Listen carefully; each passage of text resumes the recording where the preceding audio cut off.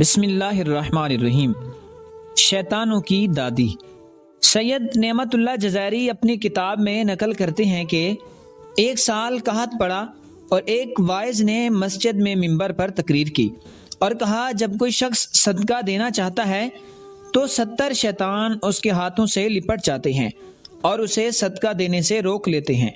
مجمع میں ایک شخص بیٹھا ہوا تھا اور اپنے دوستوں سے کہا کہ بھائی، صدقہ دینا کوئی اتنا بڑا مشکل تو نہیں ہے۔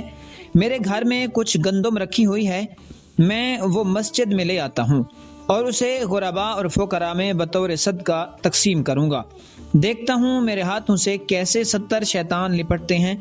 یہ نیت کر کے وہ شخص اٹھا اور اپنے گھر گیا۔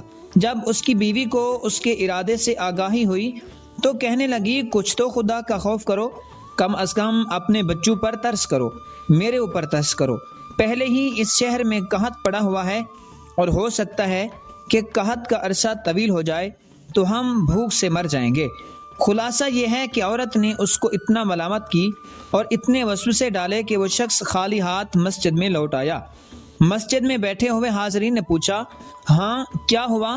70 شیطان دیکھے تھے جو آ کر تیرے ہاتھوں میں لپٹ گئے ہوں گے؟ اس مرد مومن نے جواب دیا، نہیں جناب، مجھے شیطان تو دکھائی نہیں دیے، البتہ مجھے شیاطین کی دادی ملی ہے، اس نے مجھے یہ نیک عمل کرنے سے روک دیا ہے۔